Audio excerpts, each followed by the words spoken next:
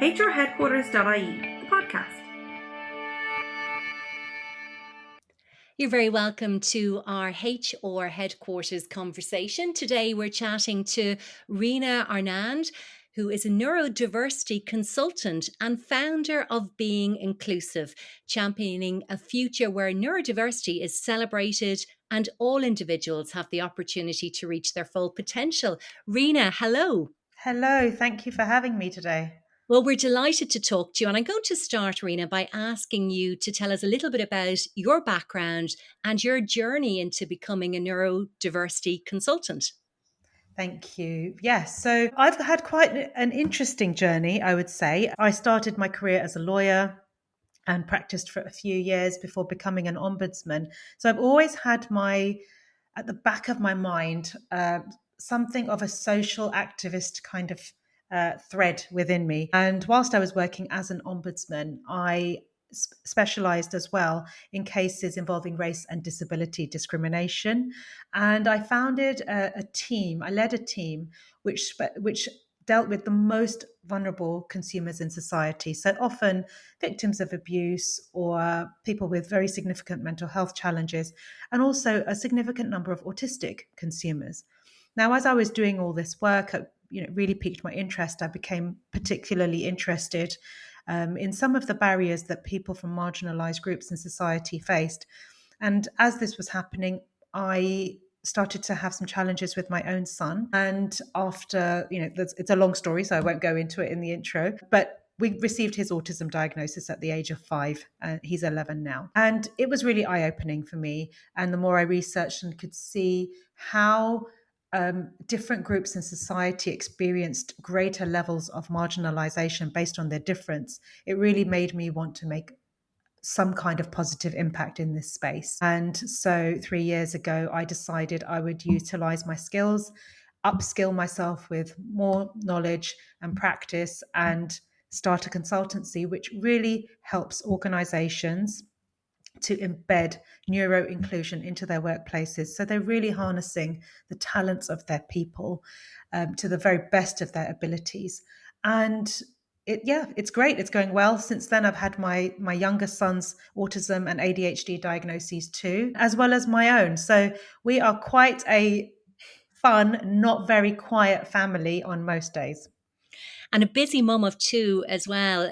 But I might just ask by asking you just to explain, what is neurodiversity if somebody isn't quite familiar about the term? Yeah, it's such a great question because I think sometimes it's a term used so often people are afraid to ask the question. Neuro essentially means mind and diversity means difference. So essentially, neurodiversity means having minds that are different. And I don't want to go too much into terminology because terminology is also very much based on preference. But generally speaking, everyone comes under the umbrella of neurodiverse because all of our minds are different from one another.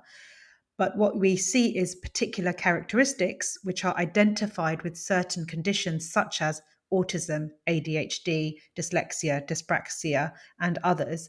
And those particular characteristics which make up those conditions are of people often call themselves neurodivergent or are a neuro minority in that group. So neurodiversity in essence just means the difference of our minds. Well, thank you for clarifying that before we kind of delve into this fascinating area. And I was thinking cognitive diversity brings enormous benefits to many teams. In your own kind of background, how can a HR manager proactively recruit and support people who are neurodivergent? So I think, I agree that the cognitive diversity is good in any organization. And in fact, the research shows us that organizations that really kind of harness this and really embrace different ways of thinking do well, not just from an employee well-being perspective, but also productivity wise and at their bottom line. They ultimately make more money too. So if you are an organization that wants to be forward thinking, and I would say particularly as people are talking more about neurodiversity and candidates are also looking more proactively to employers to be more on the front foot when it comes to neuro-inclusion. I think, as an organization, this is not something you would want to miss out on. Now, there's lots of things organizations can do to attract neurodivergent talent, I'm happy to share some tips on that.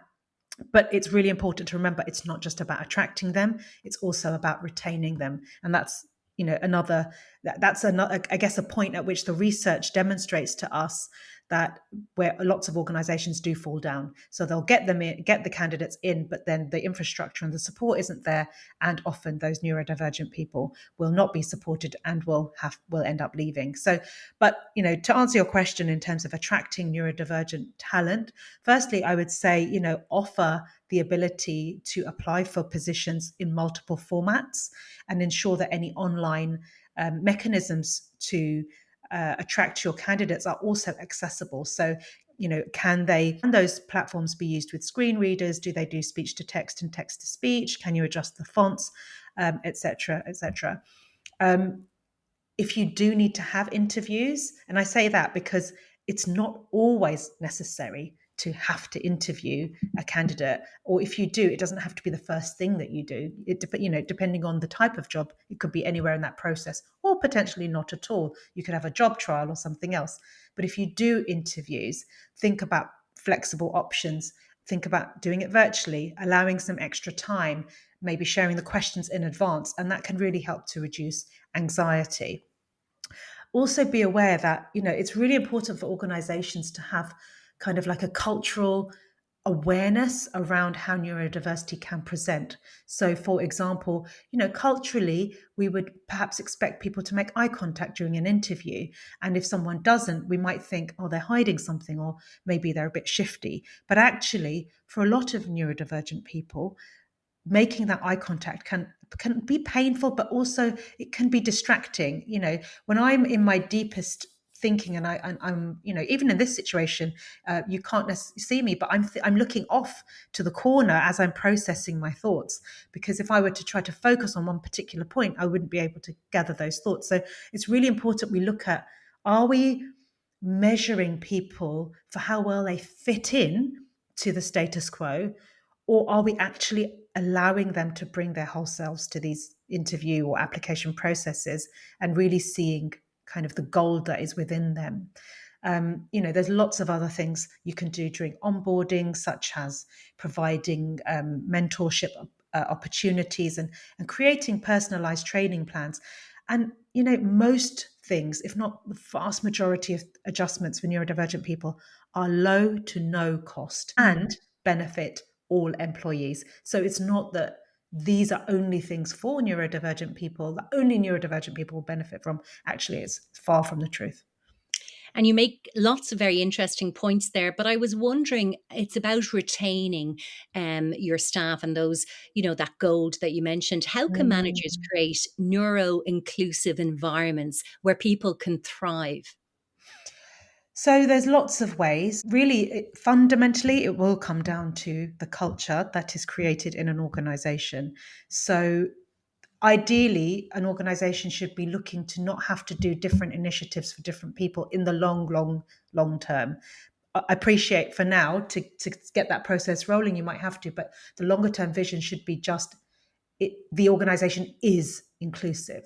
But ways in which you can create a greater awareness, certainly, of neuro-inclusion, firstly, is training for managers on neurodiversity. And I would really say this is quite high up on the priority list, because the research published by Birkbeck University both last year and this year, it's one of the most significant reports in this space, again shows the first point of call for neurodivergent people is their manager, over and above HR, over and above ERGs and employee benefits providers. And when those interactions do not go well, and when managers aren't informed on how to manage conflict appropriately with a neurodivergent person, things can unravel very, very quickly.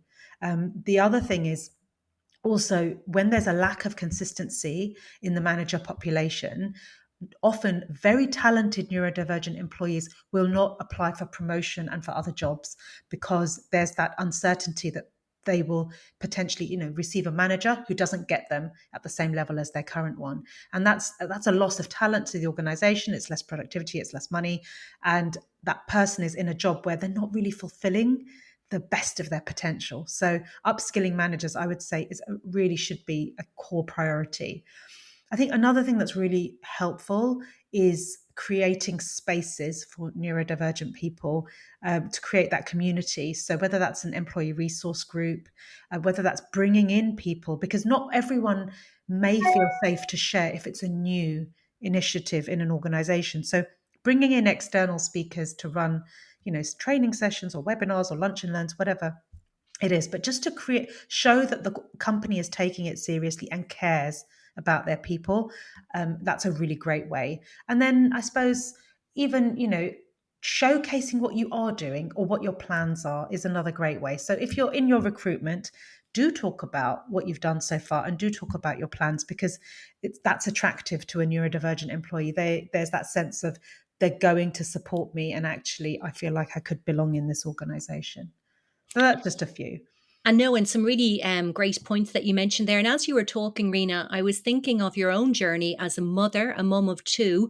Often employees who are caregivers to neurodivergent children appear to be a key segment of the workforce that are being overlooked. How can we support the caregivers to neurodivergent children? It's a really great question, actually. And this is an area I feel, obviously, from my personal experience, extremely passionate about. And I call them, my term for this group is called the unseen majority, because these caregivers are in every organization, and in lots of them, they're just not seen. So at least 1 in 7 employees are juggling their work with caregiving responsibilities. And research published by Carers UK shows that only 5% of organisations actually have formal policies in place to support these employees.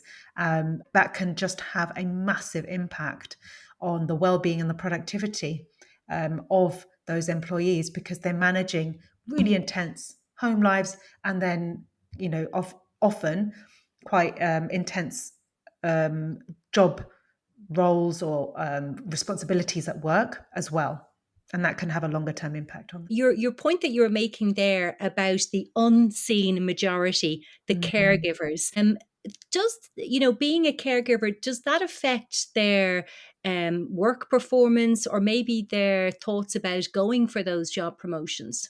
Yes, it doesn't affect. So I think there's a misconception and there's a lot of stigma in workplaces that women, when they become mothers, are somehow less dedicated or less able or capable. And that is one of the contributing factors that mean often women, and I say often women because women are the majority of the caregivers, but men do it too. But often with women, because of these perceptions, they don't share the reality of what their life really looks like, and they bear that toll personally. And I can certainly attest to this from my own experience. And in terms of kind of their work responsibilities, CIPD research shows that 65% of working carers have had to forego career opportunities because of their caring responsibilities. And a further 30% of working carers have reduced their hours of work because of their caring role, and 36% have refused a job offer or a promotion, or they've decided they're not going to apply for a job because of these responsibilities. So is it that they can do the job? No, it's to do with the impact of having their caring responsibilities, and for organizations who don't see this as a need and therefore don't have the infrastructure in place to support them. And what sort of infrastructure, Rena, would you suggest is in an organisation to support in that situation? And I'm interested in, you mentioned women. Is it women who are predominantly bearing the brunt of caregiving responsibilities in society, from your experience? So from the research shows that it is 59%, I believe, are women. So there is a percentage of men who are also carers. And I would imagine, though I haven't seen the research, I imagine there would be some research even around whether men share their caring responsibilities or not. But the area I'm more familiar with is the impact on women. And yes, the majority are women who are working working carers essentially is the term. So in terms of answering your question, what steps can HR leaders take to, I suppose, to ensure that their neurodivergent staff are feeling like are feeling seen? I think firstly it would start with having inclusive policy development. So really crafting policies that support flexible working and provide resources. And a research report published by City and Guilds this year showed that 28% of organisations that they surveyed had no accommodations in place for their employees who had neurodivergent children, and only 5% of, as I mentioned at the beginning of our chat, only 5% of organisations actually have dedicated caregiver policies. So I think certainly policy development is really, really important. Also, the access to resources. So being able to have employee benefits providers that provide counseling services, or having also sessions. Like often organizations, it'll be Black History Month and they'll have some fantastic sessions on Black history. It'll be Neurodiversity Awareness Month, we'll have sessions on neurodiversity. What are we doing for our carers, and how are we making sure our carers are seen? And also, because by reflecting that, it opens up the conversation for people to say, hey, that impacts me too. Having support groups at work is also really beneficial. We had 14 staff networks at my last organization, and in none of them did I feel I could show up as an British Indian woman who was the carer for an autistic child. That identity did not fit in anywhere, so I started my own support group for parents of children with disabilities. And it was wonderful because once it was set up, people came. And often, as fellow parents, we just needed some space to share some of our challenges. So, yeah. And again, managerial training, I'll come back to this point. It's really important that managers really visit their own biases and assumptions around their employees who have caregiving responsibilities. I think that training is so important for all managers and HR professionals if they Yeah. are to ensure that existing policies are inclusive and reflect the needs of caregivers. Perhaps the first place to start is at proper training levels so that they are educated and informed so they Mm. can provide the proper support. Yes, I agree. I agree. There's lots of ways to do that training, but also making sure it's not a one and done training. It's something that's revisited. And because if you are a manager, you will have either a neurodivergent employee or an person in your team who is impacted, whether that's as a carer or in some other way. So, it's not like a hiring training, which is okay, well, I'll do it when at the time I'm hiring. There will be neurodivergent people in your organization. And so, they're already having an experience whilst they're there, but are you aware of that experience? Is it one that they're having by default, or is it one that as an organization you have curated for them? And I think that's really, really important. And just really to add to my earlier point around supporting caregivers, it's not about doing anyone any favors, because women and men who are caregivers bring an awful lot to our workplaces. They bring resilience and tenacity, time management, task prioritization, research, problem solving skills, volumes of patience and empathy and compassion, the ability to multitask like you wouldn't believe, crisis management, you name it. If you're dealing with children with additional needs and, legal services and all of this kind of stuff, there's a phenomenal skill set there. And, the skill set's there. It's up to the organization if they're going to tap into it or not. Yeah, and as you're talking, I can hear your passion, and I know your Yeah. own company is a multi-award winning company. And I was really struck on your website that there's an open invitation to all communities for an open dialogue to see how, people can connect and you can develop a stronger and more representative voice for people that have neurodiversity. What advice would you give to companies if they want to really embrace this and be a leader in their own field and win those awards and really kind of have a very positive neurodiversity policy? I would say have a vision and accept that it will take time to build. Neurodiversity inclusion is not it's not overnight, and actually it would be it's very disingenuous when organizations perhaps perform inclusion in a very performative way. So, for example, having particular talks at particular times of year, and then they never talk about neuro inclusion or any other type of inclusion ever again. And, people, we're all humans, we're all perceptible, people. We can smell inauthenticity a mile away. So, it's about making that commitment, accepting that the fundamental behind all of this is trust and creating that psychological safety for people to feel safe to share what's truly going on for them, whether that's because of their sexuality, whether that's because of their neurodivergence, their race, their ethnicity, or any other protected identity. If you can trust that you can be who you are and it won't be used against you, that is the point at which you can then really flourish. But that psychological safety is key. Now, I can say that in a sentence, but that's not necessarily giving you practical steps. So, kind of, how do you create that? And I would say it's taking a multi-pronged approach. Firstly, you need to look at your own data. What do you know about your people? What do you not know about your people? Where do you want to get to? And why is this important to you? Because if your why is not powerful, it's not going to drive you. If you're going to create a metric around this and it's purely based on increasing your bottom line, people aren't going to respond well to that. If you care about your people, if you really harness the loyalty that often neurodivergent people bring to their workplaces, and what the data shows us is, the high levels of creativity, the hyper focus, the out of the box thinking, the key quantum leaps we've made in society, there's often a neurodivergent person behind that. And, these people are, we're all here, we're all everywhere. It's just a matter of, bringing us in safely so we can, shine our magic, I would say. But building psychological safety. And I guess how, if I was to say, how would you do that? I would say, be honest about where you are and where you want to get to.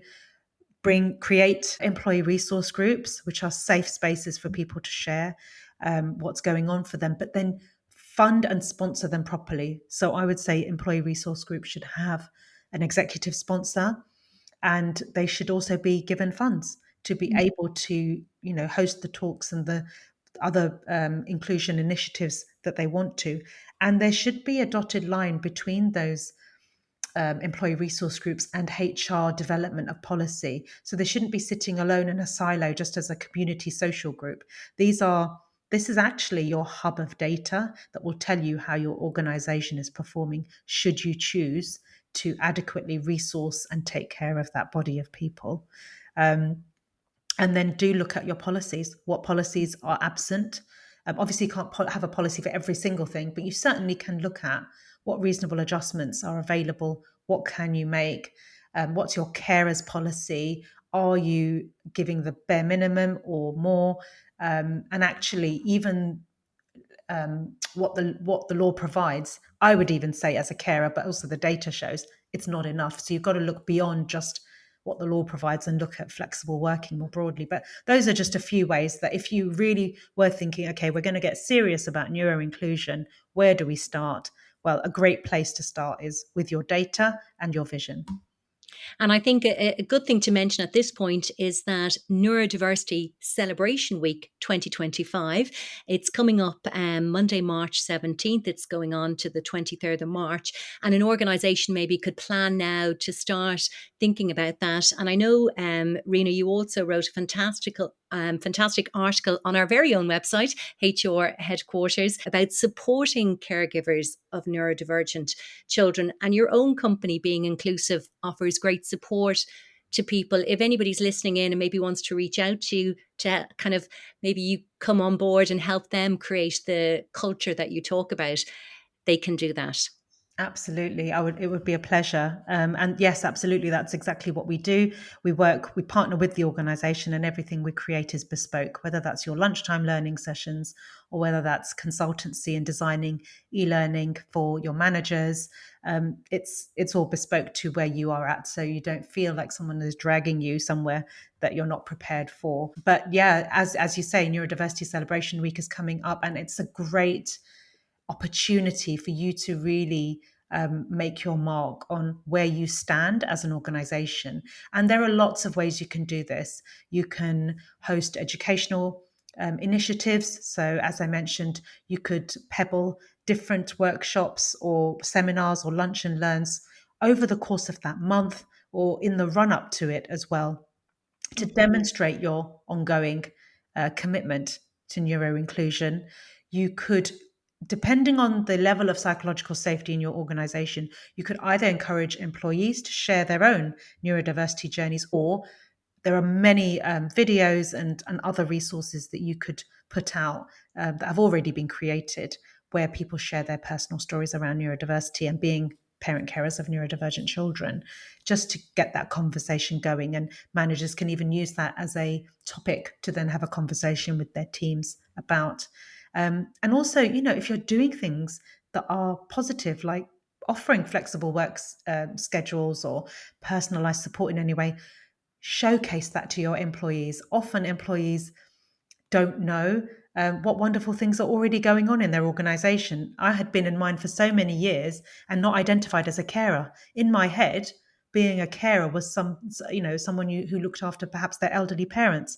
And it was only on an off the cuff conversation I was having with someone who chaired the carers network, who said, "You do realize that you're a carer?" And I said, "Oh no, I don't think so." She said, "You've got an autistic child and your life is fundamentally different because of your caregiving responsibilities." And I said, "Yes, they are." And she said, "Therefore you are a carer."